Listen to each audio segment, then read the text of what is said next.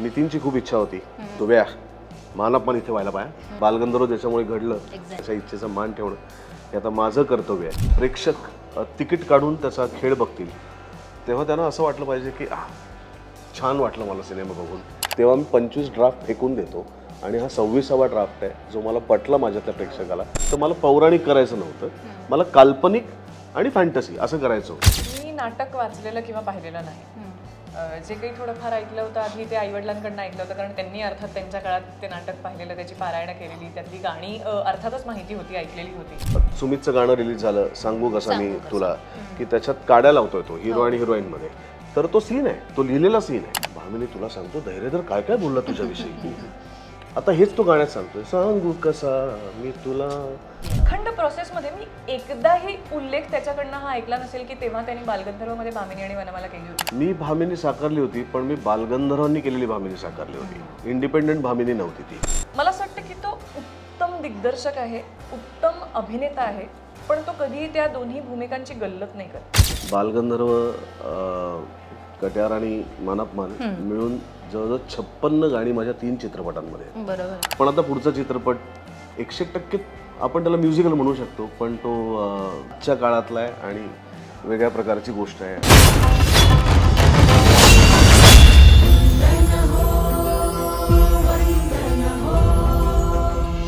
नमस्कार. नाट्यसृष्टीच्या इतिहासातलं सुवर्णपान म्हणजे संगीत मानापमान हे नाटक. आणि हे नाटक जेव्हा चित्रपट रूपात आपल्यासमोर येतं तेव्हा ते आपल्या प्रेक्षकांसाठी फक्त मेजवानी नाही तर पर्वणी ठरतं. आणि याच सिनेमाच्या निमित्ताने त्या सिनेमातले कलाकार आपल्यासोबत आहेत. सुबोध दादा अर्थात सुबोध भावे आणि वैदेही परशुरामी, तुम्हाला दोघांचंही लोकमतच्या स्टुडिओत खूप खूप स्वागत आहे. सुबोध दादा, सगळीकडे संगीत मानापमानची चर्चा आहे आणि त्यातला संगीत हा शब्द फार महत्त्वाचा आहे, कारण की तो त्याच आशयाने सगळ्यांपर्यंत पोहोचतोय. कशी सुरू आहे सिनेमाची तयारी, कसं सुरू आहे प्रमोशन? सिनेमाची तयारी म्हणजे आता अजूनही सिनेमाचं शेवटचं एक हत्ती गेला शेपूट राहिलं तसं झालं आहे. अगदी शेवटचं फिनिशिंगचं एक काम चाललं आहे. ते गणपतीच्या आगमनाच्या आधी आपण जशी घरात आरास करतो आणि प्रत्यक्ष गणपतीची प्राणप्रतिष्ठा होईपर्यंत आपण शेवटपर्यंत नाही जरा इथे फुल जरा एक लागलं तर बरं होईल. ते जे आहे ना ते चाललं आहे आत्ता, की प्रत्यक्ष प्राणप्रतिष्ठा 10 तारखेला चित्रपटाची होईल, पण त्याच्या आधी जे एक फिनिशिंग आहे तर ते करणं चाललं आणि ते समाधान कोणाचंच कधीच होत नाही. पण संपेल, कारण इव्हेंच्युअली आम्हाला 6-7 तारखेपर्यंत फायनल DCP काढायला लागेल, त्यामुळे त्याच्या आधी तिथं नक्की संपेल. त्यामुळे तेही एका बाजूला चालू आहे आणि सिनेमा लोकांपर्यंत पोहोचवण्यासाठी तुमच्यासारख्या मित्रमंडळींची भेट घेणंही चालू आहे. अगदी. त्याला जोडून एक प्रश्न आहे की आता तुझा इंटरव्ह्यू आहे, मुलाखतीच्या निमित्ताने आपण भेटतोय, पण तुझ्या आजूबाजूलाही आम्ही फोन करतो सर सुबोध दादा अवेलेबल आहे का. तर मला सतत एक जाणवतं नाही दादांना एडिटला बसलाय, अरे दादांना ह्या गोष्टीसाठी बाहेर आहे. म्हणजे संगीत मानापमानसाठी दादा हवं ते करतोय हे आम्हाला सगळीकडनं येत आहे. एक दिग्दर्शकही आहेस, एक काय म्हणतात हे दिग्दर्शक आणि सिनेमाचं नातं हे पिता पुत्रासारखं आहे. तर ती ओढ, ती एक्साइटमेंट कशी आहे त्या दिवसाबाबत आणि ती जी तयारी तुझ्या बाजूने, ते सगळं कसं जमवतोय? दिग्दर्शन या चित्रपटाचं घेतलं ते not by force, bye choice. त्यामुळे तो जर मला शेवटपर्यंत प्रेक्षकांपर्यंत जर चांगल्या पद्धतीने न्यायचा असेल तर मला त्याच्या शेवटपर्यंत त्याच्याबरोबर थांबणं आवश्यक आहे. मध्येच मी त्याला सोडून नाही देऊ शकत, कारण माझं काम नाही संपलं आहे. अजूनही गोष्टी माझ्या विजनप्रमाणेच चाललेल्या आहेत. अजूनही माझी सगळी टीम तितक्याच उत्साहाने, तितक्याच समर्थपणे प्रत्येक गोष्टीवर शेवटपर्यंत काम करते. त्यामुळे त्याला असं अर्धवट नाही सोडू शकत, कारण ज्याच्यासाठी करतोय तो सिनेमा आहे. त्यामुळे तो सगळ्यात महत्त्वाचा आहे आणि तो 10 तारखेला रिलीज होणार आहे. आणि जेव्हा पहिल्यांदा प्रेक्षक तिकीट काढून त्याचा खेळ बघतील तेव्हा त्यांना असं वाटलं पाहिजे की छान वाटलं मला सिनेमा बघून, काहीतरी एक प्रसन्न वाटलं आणि नवीन वर्षाची सुरुवात माझी प्रसन्नतेने झाली. हे त्यांना वाटण्यासाठी म्हणून जे करणं आवश्यक आहे ते सगळं आम्ही करतोय. सुबोध दादा, एकतर मी बऱ्याच वेळेला या इव्हेंटच्या निमित्ताने ऐकलं की 5 वर्ष खरं तर या सिनेमासाठी काम झालंय, कदाचित त्याच्याहून आधी असेल, काय प्रोसेस असेल, एकंदरीत किती वर्ष आधीपासून घुसलायस, किती वर्षापासून डोक्यात होतं कट्यार केल्यानंतर की संगीत मानापमान सारखा सिनेमा प्रेक्षकांसमोर आणायचा आहे आणि अर्थात ग्रँजरने आणायचा आहे म्हटल्यावर तेवढीच ताकद, तेवढी मेहनत आणि तेवढा वेळ देणं गरजेचं आहे. 5 वर्ष का त्याहून जास्त? खरं तर 10 वर्ष होतील, बापरे. कारण 2015ला कट्यार रिलीज झाला, आता त्याला 10 वर्ष होतील. हो.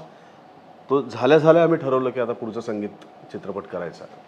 आणि तेव्हा पहिल्यांदा पहिली गोष्ट वाचली असेल तर ती मानापमान वाचली. पण तेव्हा काही कारणाने मला जे हवं होतं ते मला नाटकातनं मिळत नव्हतं, कारण कदाचित माझ्यातच काहीतरी दोष असेल की मी काय शोधत होतो हे मला कळत नव्हतं. म्हणून आम्ही बाजूला ठेवलं. आम्ही परत एक वेगळा विषय निवडला, त्याच्यावर 2.5-3 वर्ष काम केली. ते मनासारखं कागदावरती उतरलं नाही, ते परत बाजूला ठेवलं, परत मानापमानकडे वळलो. आणि मग जे हवं ते मला असं वाटतं की त्या स्क्रिप्टमधनं सापडलं की आपल्याकडे फॅन्टसी नाही आहे, आपल्याकडे परिकथा नाही आहे. तर ती गोष्ट मी मिस करत होतो आधी जेव्हा वाचलं तेव्हा. जी नंतर परत जेव्हा मी वाचलं तेव्हा मला असं वाटलं की अरे आपण हे मिस करतो ह्याच्यातनं. जे या नाटकातली गंमत आहे की त्याच्यात एक फॅन्टसीची शक्यता आहे. कारण त्या काळातली बाकी नाटकं आहेत, सौभद्र, स्वयंवर किंवा शाकुंतल, तर ही कुठल्या ना कुठल्या तरी ऐतिहासिक पौराणिक व्यक्तिरेखांवरती असलेली नाटकं आहेत. तर मला पौराणिक करायचं नव्हतं, मला काल्पनिक आणि फॅन्टसी असं करायचं होतं. त्यामुळे ते मी मिस करत होतो, जे मला परत वाचताना असं वाटलं की अरे हे आहे. मग त्यातलं धैर्यधर भामीनी उचलले, त्यांच्यातला तो जर्म उचलला आणि मग पूर्ण सिनेमा नव्याने लिहून काढला. आणि तो 3.5 वर्षाचा प्रवास आहे लिखाणाचा, जो झाला समाधानकारक झाला.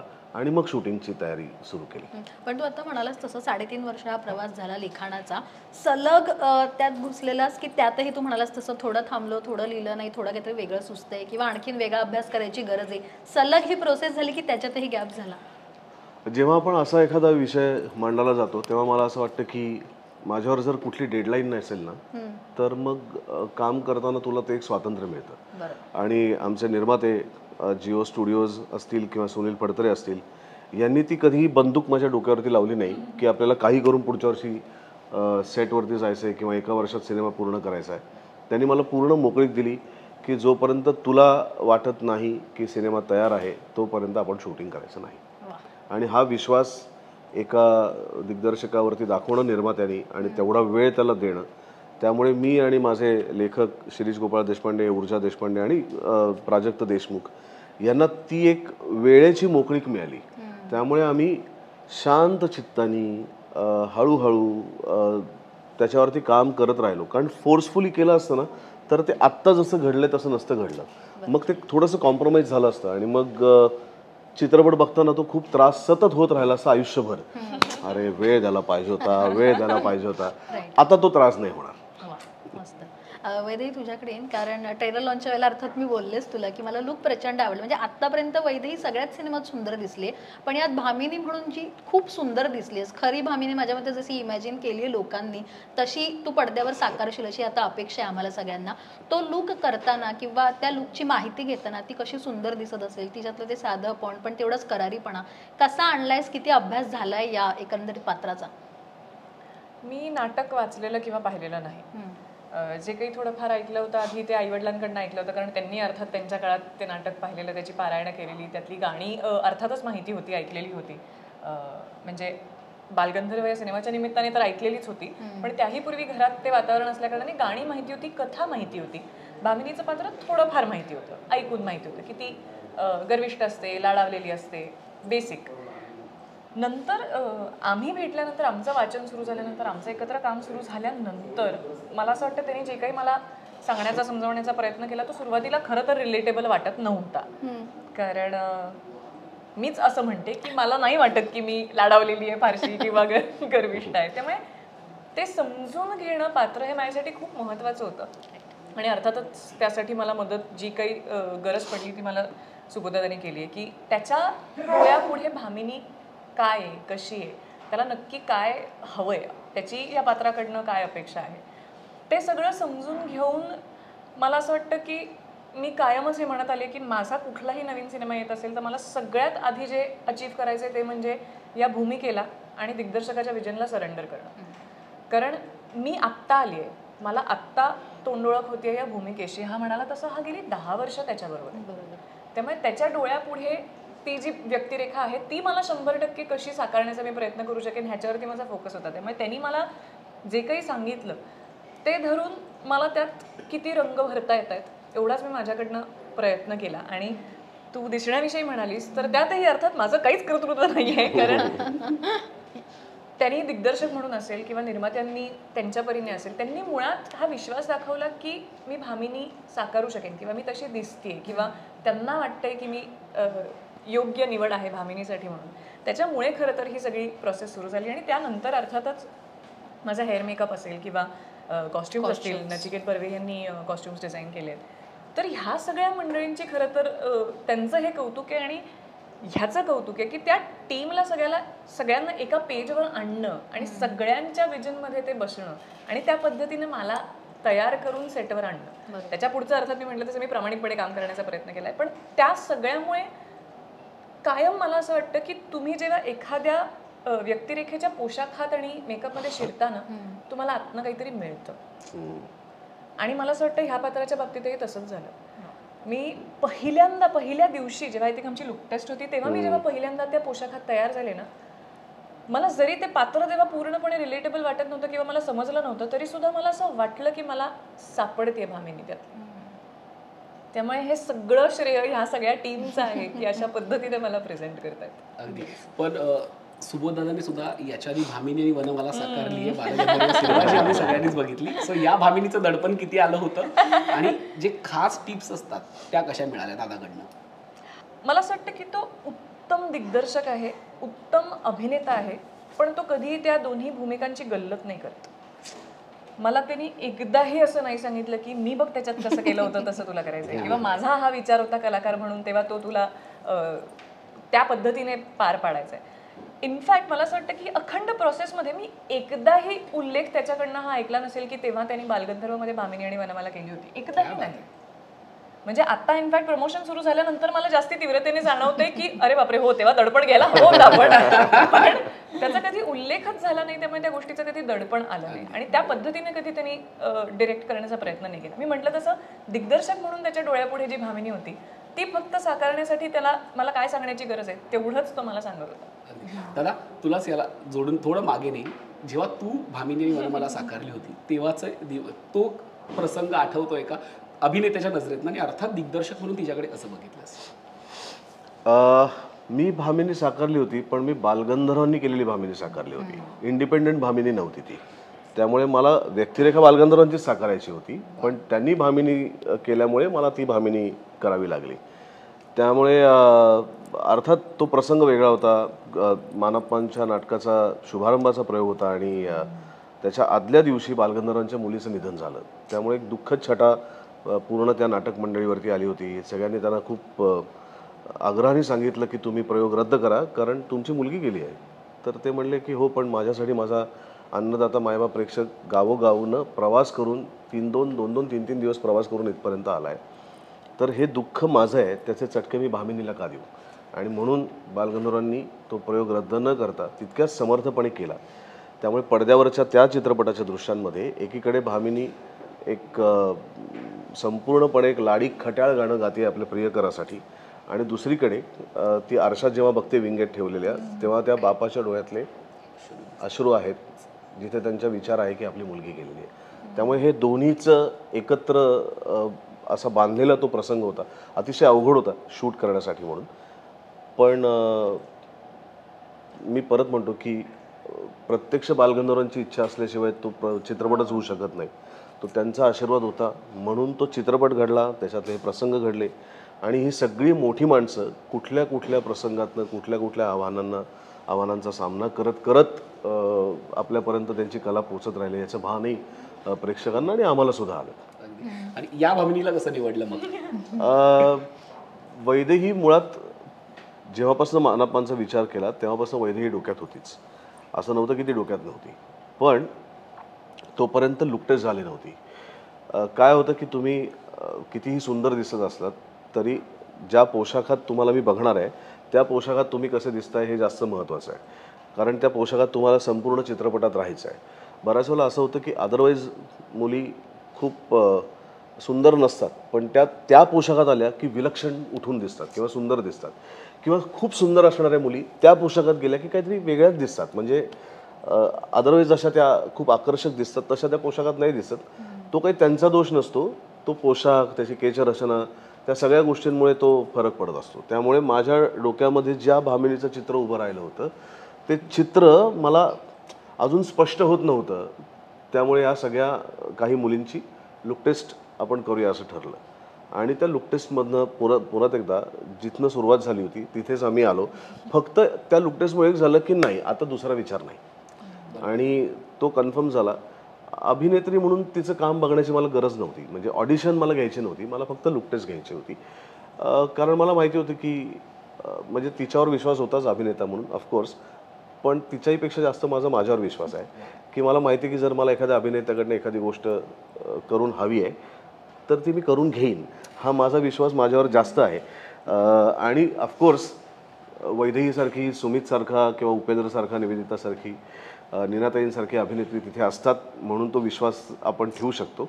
म्हणजे असं काही नाही की मी दगडाला हात लावतो त्याचं सोनं होईल, मुळात ते सोनं असायला लागतं तेव्हाच आपण तो विश्वास टाकू शकतो. आणि वैदेहीनी ज्या पद्धतीने या सिनेमात भामिनीची व्यक्तिरेखा निभावली आहे किंवा तिने सादर केली आहे, मला असं वाटतं तिच्या आत्तापर्यंतच्या आणि ह्या पुढेही अनेक चित्रपट ती करेल, पण त्याच्यातला हा एक बेस्ट परफॉर्मन्स म्हणून कायम प्रेक्षकांच्या स्मरणात राहील एवढी खात्री आहे मला. पण या सिनेमामध्ये बरीच सुंदर स्टारकास्ट आहे, म्हणजे खरं तर त्या रोलला ती भूमिका किंवा तो माणूस परफेक्ट बसायला हवा हेही तितकंच महत्त्वाचं असतं. सो एकंदरीत बघितलं तर सगळे दिग्गज कलाकार आहेत, म्हणजे उपेंद्र लिमये असो, नीनाताई असो, निवेदिताताई असो, प्रचंड सुंदर स्टारकास्ट आहे. कशी निवड झाली आणि प्रत्येकासाठी तू म्हणाल तसं वैदेही जशी डोक्यात होती काही गोष्टींसाठी की नाही हीच परफेक्ट बसेल, तसं प्रत्येक गोष्टीसाठी प्रत्येक भूमिकेसाठी तो माणूसच परफेक्ट होता का त्याच्या आधी काही विचार झाला? नाही, कारण म्हणजे सुमितच्या बाबतीत सांगायचं झालं तर सुमित मुळात एक अत्यंत कमालीचा अभिनेता आहे आणि कुठलीही भूमिका अतिशय सहजपणे इतक्या सहजपणे तो साकार करतो की तो अभिनय करतो असं वाटत नाही आपल्याला. पण सुमितला मी कधीही खलनायिकेच्या भूमिकेत बघितलं नव्हतं आणि कॉस्ट्युम प्ले करताना कधी बघितलं नव्हतं सिनेमाच्या पडद्यावरती. त्यामुळे मला असं वाटलं की सुमित जर असेल तर एकतर काम तर उत्तम करेल असतो, पण त्याला अशा प्रकारे एखाद्या वेशभूषेत बघणं देखील फार इंटरेस्टिंग असेल प्रेक्षकांसाठी. आणि सुमितला आम्ही विचारलं, तो हो म्हटला. उपेंद्रसुद्धा माझा खूप जुना मित्र आहे, आम्ही एकत्र कामही केलं नव्हतं आणि उपेंद्रसुद्धा कॉस्ट्युम प्लेमध्ये कधी दिसला नव्हता. नीनाताई कधी दिसल्या नव्हत्या, निवेदिताताई कधी दिसल्या नव्हत्या, शैलेश कधी दिसला नव्हता. त्यामुळे ह्या सगळी मंडळी अभिनेते उत्तम आहेतच आणि कथेची गरज असल्याप्रमाणे ते इतके चपखल बसले की आता तुम्ही त्यांच्याशिवाय दुसऱ्या कुठल्याच कलाकाराचा विचार त्या भूमिकेसाठी करू शकत नाही. Right right. पण वैदेही खरं तर दडपण होतं का? कारण आणि डॉक्टर काशीनाथ घाणेकरमध्ये तू अभिनेता म्हणून सहकलाकार म्हणून सुबोधदादासोबत काम केलंस, दिग्दर्शक म्हणून आता अपेक्षा कदाचित वेगळ्या असतील, अभिनेता म्हणून असताना आपण खूप फ्री असतो, दिग्दर्शक म्हणून ओरडा खाल्लास का सिनेमाच्या दरम्यान? तुला याच्याकडे पाहून असं वाटतं का की तो कधीही कोणाला ओरडत असेल? पण त्याला बरीच जण घाबरतात. मला असं वाटतं ती भीती नाहीये, तो आदर आहे आणि तो त्यांनी कमावलाय इतक्या वर्षांच्या त्याच्या कामाने. सहकलाकार म्हणून तू म्हणालीस तसं एक वेगळा कम्फर्ट असतो, एक वेगळी हेडस्पेस असते आणि तो अनुभव मी आणि डॉक्टर काशीनाथ घाणेकरच्या दरम्यान घेतलाच होता. पण यावेळेस तो दिग्दर्शकाच्या भूमिकेत असताना तो माणूस म्हणून कसा आहे हे मला जास्ती अनुभवायला मिळालं. आज सलग तिसरा चित्रपट असा आहे की तो त्याच टीम बरोबर करतोय, हे खूप कमी वेळेला आपल्याला पाहायला मिळतं. आणि ती सगळी माणसं जोडली गेली आहेत का? कारण ही व्यक्ती तशी आहे. म्हणजे कलाकार म्हणून तो किती मोठा आहे आपल्या सगळ्यांना माहिती आहे, पण तो माणूस म्हणूनही तितकाच मोठा आहे. आणि त्यांनी इतक्या आत्मीयतेने ह्या सगळ्या माणसांना जोडून ठेवलंय की म्हटलं तसं सेटवर मी ह्याला कधीच कुणावर ओरडताना पाहिलेलं नाही, गरजच पडत नाही. कारण तो सगळ्यांना इतकं छान एकत्र घेऊन प्रवास करतो. कुठेच असं ती भीती किंवा ते दडपण नव्हतं. हां, हे कायम असायचं की त्याच्या मनात जी भामते शेवटच्या दिवसापर्यंत माझा तो स्ट्रगल चालला, कारण त्याच्या एकतर चेहऱ्यावरनं काही कळत नव्हतं, कारण इतकं काम करायचं होतं, वेळ तसा लिमिटेड होता आणि खूप तामझाम आहे या सिनेमात.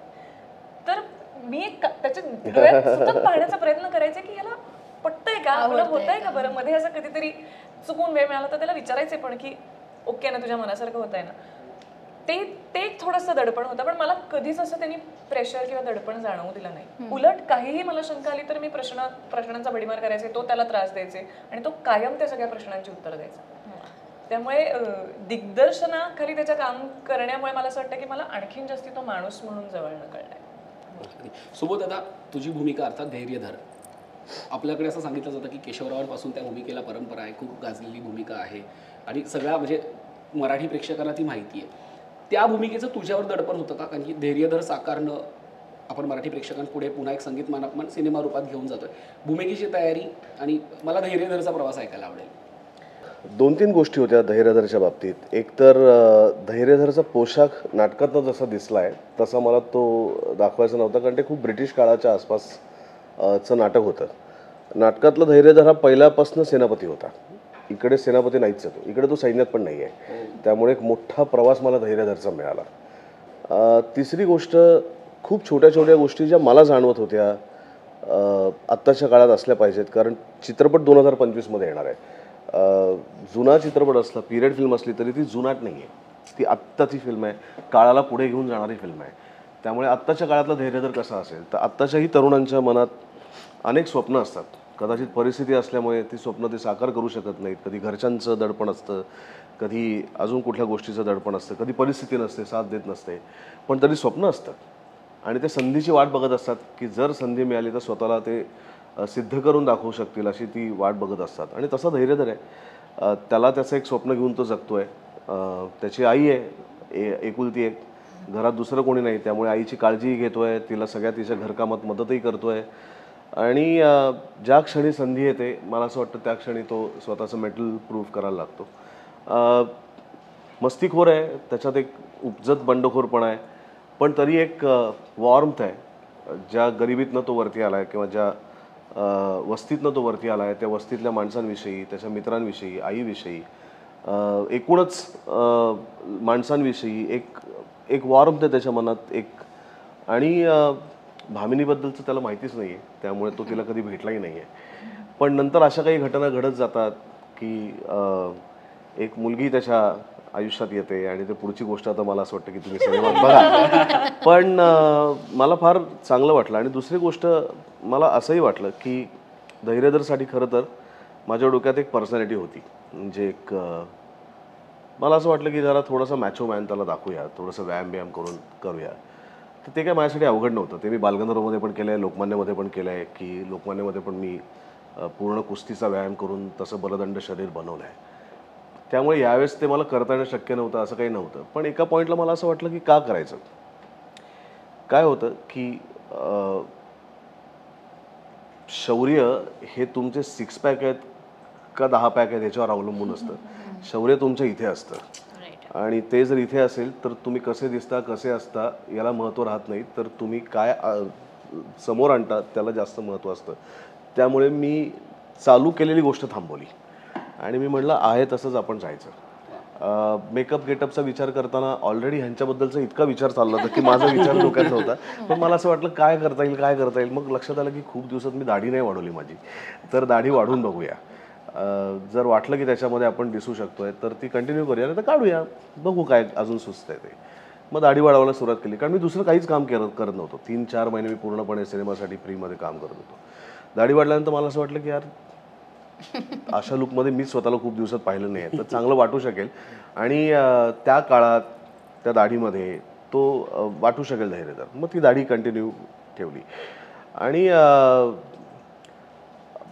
घोडा शिकायचा होता, तो थोडाफार शिकलो. फाईट्स करायच्या होत्या त्यामुळे त्या थोड्याफार शिकलो. पण मला असं वाटतं की कुठेही त्याला खूप पॉलिश केलं नाही आहे. म्हणजे इनह्युमन नाही वाटणार धैर्यधर तुम्हाला त्याचं काम बघताना किंवा त्याच्या ॲक्शन बघताना, जे अदरवाईज आपल्याला अचानक एक हिरो येतो आणि काहीतरी इनह्युमन फाईट करतो, तर तसं नाही वाटणार आपल्याला. त्या माणसांच्या फाईट्स वाटतील आपल्याला. भले ती फेरीटेल असेल पण तो सुपर ह्युमन नाही आहे.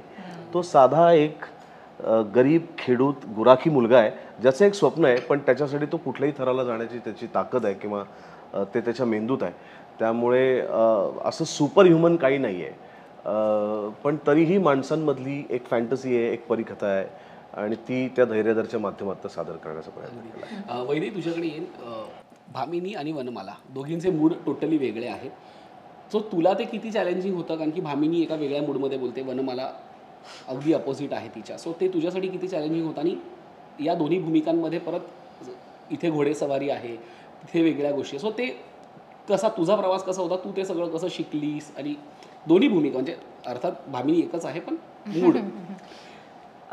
मी म्हटलं तसं सुरुवातीलाच मला इतक्या उत्तम पद्धतीने त्या पात्राचा ग्राफ सुपदाताने समजावला होता की ह्या व्यक्तीच्या आयुष्यात काय होतं हे त्यांनी मला इतकं छान दाखवलं होतं असं मी म्हणेन की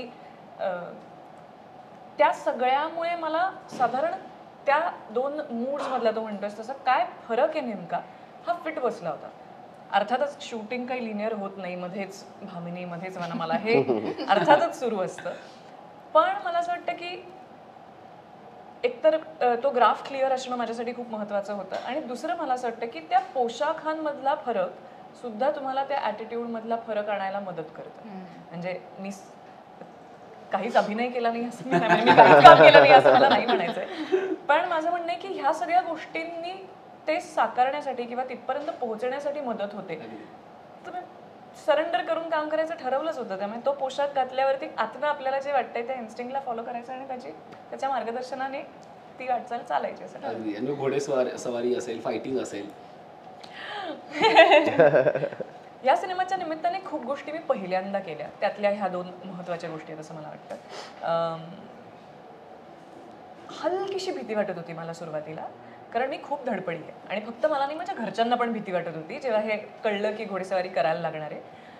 त्यामुळे ते शिकताना सुद्धा जरा दडपण होतं, पण मी शिकले. मला खूप आनंद आहे याचा की ती भीती ओव्हरकम करून मी किमान शिकू शकले. अर्थातच एकदा मी पडले ते पण घोड्यावर नाही, घोड्यावर नाही, हा घोड्यावर चढताना पडले. पण ती त्या सगळ्यामुळे ती जी भीड असते ती चेपली गेली आणि खूप दिवसांपासूनचं माझं स्वप्न होतं काहीतरी ॲक्शन करायला मिळाली आणि झोंबिवलीच्या निमित्ताने वेगळ्या पद्धतीचं सगळा सेटअप आणि ॲक्शन सिक्वेन्सेस करायला मिळाले ते. पण ह्या सिनेमात काहीतरी वेगळं करण्याची संधी मला मिळाली आहे. फार मला बोलता येणार नाही, पण त्याची तयारी करताना सुद्धा मला खूप मजा आली आणि मला आत्ता एक ते आठवतंय म्हणून सांगायला आवडेल. सगळ्यांना टेन्शन होतं की हार्नेस वगैरे लावून ते सिक्वेन्सेस कसे शूट करणार आहेत, कारण नसते आपल्याला सवय, ह्या नवीन असतात गोष्टी. मेंदू शरीर काहीच तयार नसतं त्यासाठी, त्यामुळे ते सगळं कोऑर्डिनेशन होणं खूप गरजेचं असतं. मला असं वाटतं की इथे मी मुळात नर्तक असण्याचा मला खूप फायदा झाला, कारण त्या सगळ्याला सुद्धा एक लय असते, त्या सगळ्याला सुद्धा एक रिदम असते. कळत न कळत आपण त्या सिक्वेन्सेसला सुद्धा कोरिओग्राफ्ड सिक्वेन्सेस म्हणतो.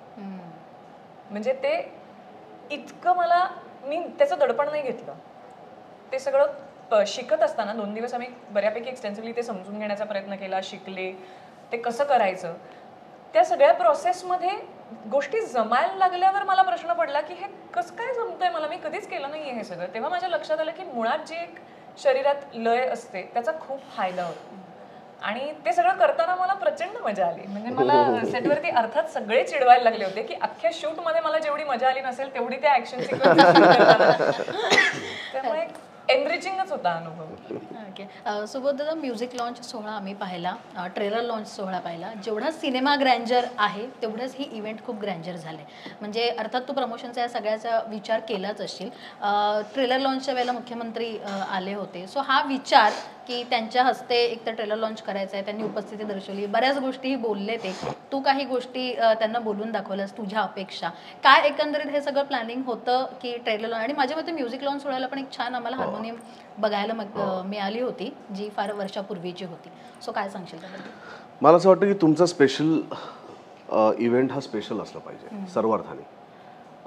म्युझिक लॉन्चला आम्हाला मी म्हणतो की आशीर्वाद म्हणून गोविंदराव टेंब्यांनी ज्या पेटीवरती मानापमान संगीत मानापमान या नाटकाच्या चाली बांधल्या तीच पेटी आम्हाला त्या दिवशी मिळाली.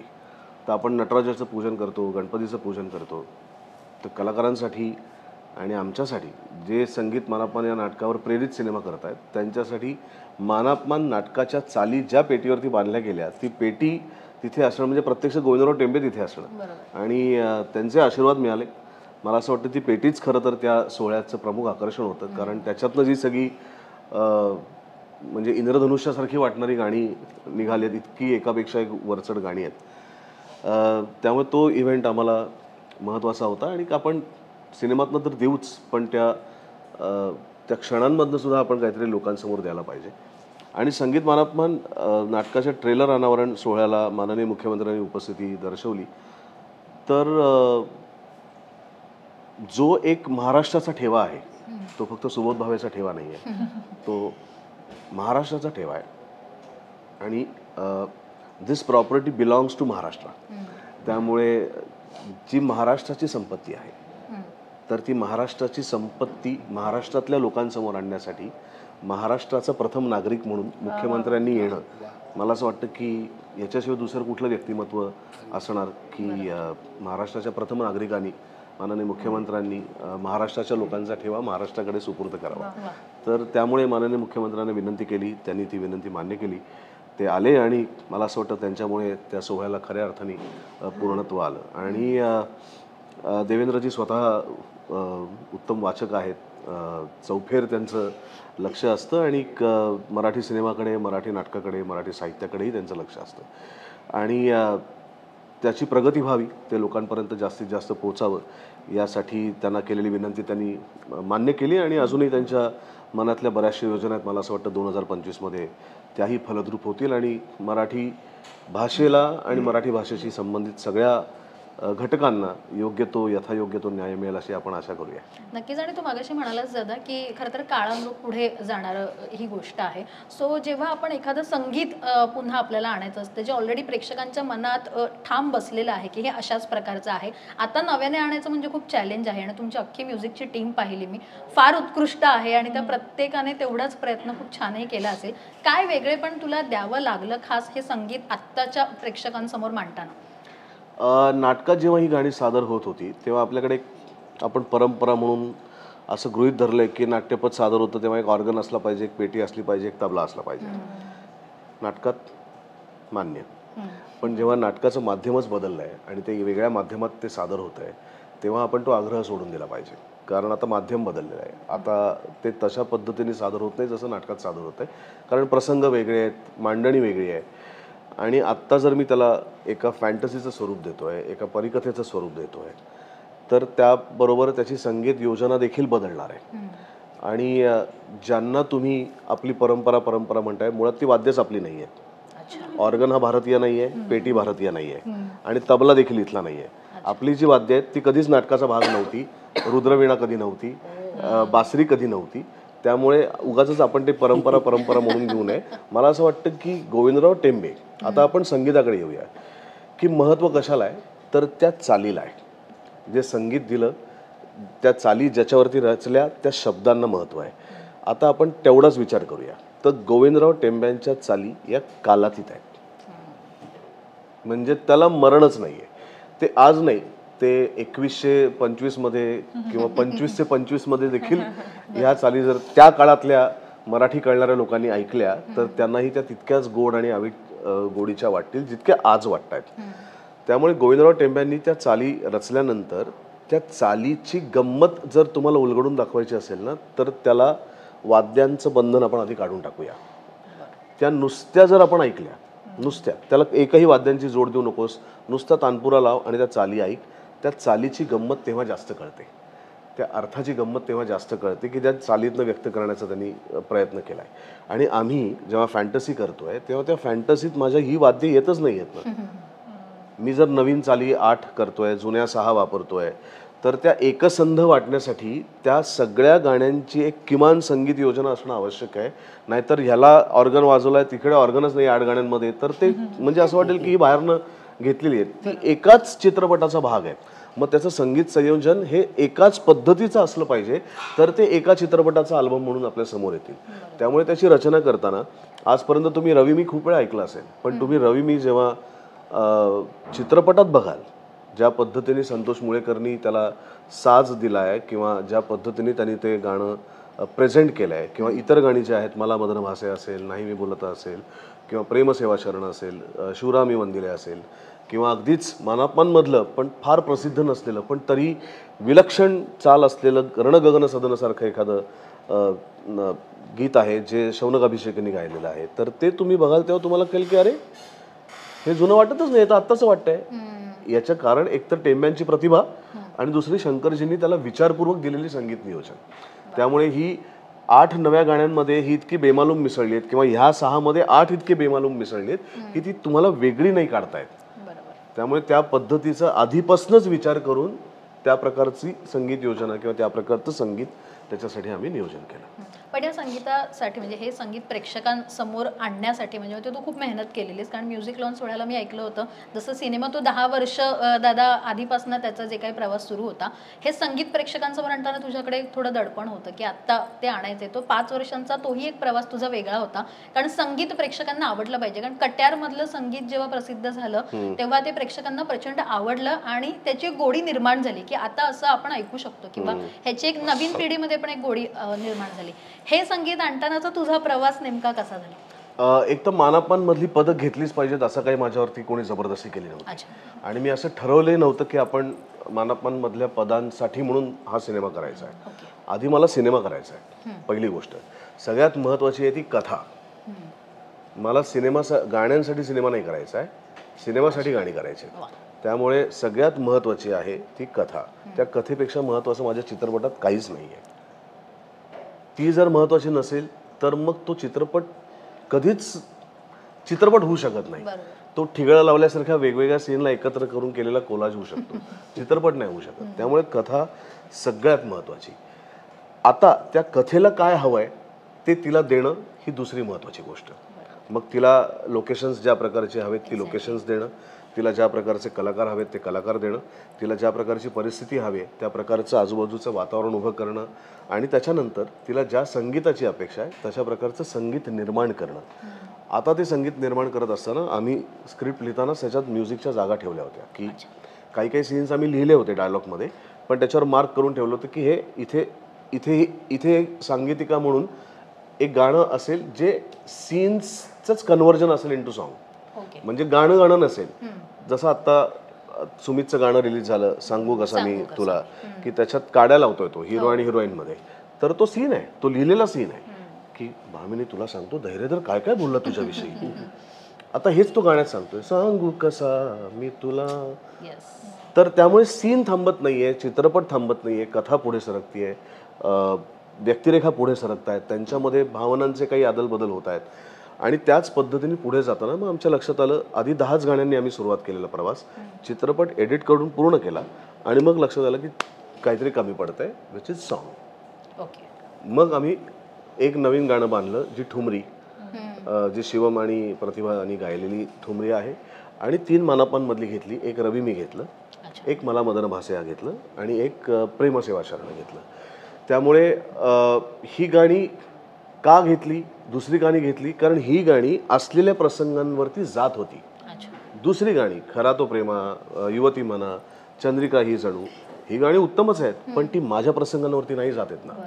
आणि ती जर घेतली असती नयने लाजविता तर ती त्या प्रसंगांवरती घेतली असती तर गाणं वेगळं चाललंय, अर्थ वेगळा चाललाय, सीन वेगळा चाललाय. त्यामुळे त्या प्रसंगांना अनुरूप असं गाणं घेणं ही त्या कथेची गरज आहे. आपल्याला आवडलंय, मला तर मानापांचा अख्खा अल्बम आवडलाय, पण म्हणून तू चित्रपटात नाही घेऊ शकत. त्यामुळे चित्रपटात सगळ्यात प्रमुख आहे की कथेला न्याय देणं. मग लोक तुमच्यावर टीका करत की हे गाणं तुम्ही घेतलंच नाही, ते गाणं तुम्ही घेतलंच नाही, तुम्ही काय असं करता तसं करता. माझ्यासाठी कथा महत्वाची. पण आता दादा तू लोकेशनचा विषय काढलास म्हणून लोकेशन कुठेतरी हे एनडी स्टुडिओमध्ये काही भाग शूट केलेला आहे का की खूप ठिकाणी केलंय. खूप ठिकाणी केलं. मध्य प्रदेशमधल्या ओरछामध्ये केलंय, उत्तर प्रदेशमधल्या झाशीमध्ये केलंय, पन्हाळा किल्ल्यावरती केलंय, कोल्हापूर फिल्म सिटीमध्ये केलंय, फलटण केलंय, वाई केलंय, भोर केलंय, महाबळेश्वर केलंय, नितीन देसाईंच्या स्टुडिओत केलंय आणि फिल्म सिटी मुंबई फिल्म सिटीमध्ये केलंय. आणि नितीनची खूप इच्छा होती, तो निधन पावण्याच्या आधी जेव्हा आम्ही त्याच्या स्टुडिओत गेलो होतो तेव्हा त्याने स्वतः मला सगळी लोकेशन्स फिरून दाखवली आणि सांगितलं की सुब्या मानापान इथे व्हायला पाहिजे. आता माझ्या अत्यंत जवळच्या मित्रांनी आणि बालगंधर्व ज्याच्यामुळे घडलं त्या माझ्या निर्मात्याने जर मला सांगितलंय हक्काने की मला मानापान इथे व्हायला पाहिजे, तर माझी त्याची इच्छा व्यक्त किंवा त्याच्या इच्छेचा मान ठेवणं हे आता माझं कर्तव्य आहे. त्यामुळे एनडीमध्ये आम्ही काही भागांचं शूट केलं, जवळजवळ 8-10 दिवस आम्ही तिकडे शूट केलं आणि अर्थातच नितीनने ते इतकं अप्रतिम उभं केलं आहे की त्याचं पूरकच आमच्या चित्रपटाला ठरलं. दादा तुझा अभ्यास बघून आम्ही फक्त ऐकत राहतो. मला याच्या थोडं मागे जायचं आहे की संगीत मानापमानच का, आणि संगीत नाटक किंवा मानापमान तुझ्या पहिल्यांदा आयुष्यात कधी आलं आणि जेव्हा दुसरा चित्रपट करायचा ठरला तो संगीत मानापमानच का, असं ह्या 2 प्रश्नांची. मानापमान पहिल्यांदा आलं अर्थात बालगंधर्व करताना, कारण त्यांनीच केलेलं नाटक होतं, त्यामुळे ते ओघाने माझ्या आयुष्यात येणं स्वाभाविक होतं. मानापमान का याचं उत्तर मला असं वाटतं मी पहिल्यांदा दिलं आहे, कारण जी शक्यता फॅन्टसीची किंवा फेरीटेलची मानापमानच्या कथेमध्ये आहे नाटकाच्या, ती मला इतर नाटकांमध्ये नाही आढळली. आणि इतर करायचाही प्रयत्न केला, पण ते म्हणावं तसं नाही उतरलं कागदावरती, आणि ते जर आपल्याला नाही पटलं तर लोकांना कसं पटेल. आणि मी जरी दिग्दर्शक असलो तरीसुद्धा मी पहिला विचार मी ॲज अ प्रेक्षक म्हणून करतो की मी जर प्रेक्षक असेल तर हे मला बघायला आवडेल का. असं जेव्हा मी विचार करतो तेव्हा मी 25 ड्राफ्ट फेकून देतो, आणि हा 26वा ड्राफ्ट आहे जो मला पटला माझ्यातल्या प्रेक्षकाला, म्हणून मी तो शूट करतो. म्हणून त्याला 3.5 वर्ष लागतात, कारण पहिला विचार मी प्रेक्षकाचा करतो. क्या बात. पहिलीकडे येईल. इतकं सगळं भारावलेलं वातावरण आहे, आजूबाजूला तुझ्यासोबत सुमित राघवन सुद्धा होता आणि इतर सगळे सहकलाकार होता. तुझ्यासाठी हा सिनेमा किती महत्त्वाचा आहे, आणि मग इतक्या सगळ्या दिग्गजांसोबत काम करतानाचा अनुभव? कलाकार म्हणून मी तरी हा प्रयत्न केला आहे की प्रत्येक सिनेमा असा निवडावा की ज्याने माझ्या आयुष्यात वैयक्तिकरित्या म्हणजे व्यक्ती म्हणून आणि कलाकार म्हणून काहीतरी बदल घडेल. हा सिनेमासुद्धा मला असं वाटतं की त्या विचारातूनच आलेला आहे. ह्याच्या आधी माझा रिलीज झालेला सिनेमा होता 1, 2, 3, 4, ज्यात कथानक भूमिका फारच वेगळी होती. त्यापेक्षा काहीतरी वेगळं करण्याचा प्रयत्न होता, आणि माझ्या सुदैवाने हे चालून माझ्या वाट्याला आलं. ते काहीतरी वेगळं करून प्रेक्षकांसमोर यावं एवढीच खरं तर इच्छा असते.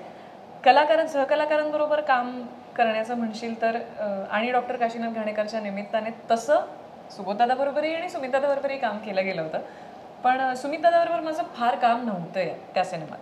या सिनेमात बऱ्यापैकी मला काम करण्याची संधी मिळाली, पण मला असं वाटतं की आता मी अनुभवाने हे स्वतःला सांगितलंय की हे कलाकार मोठे आहेत त्याचं कारण आहे.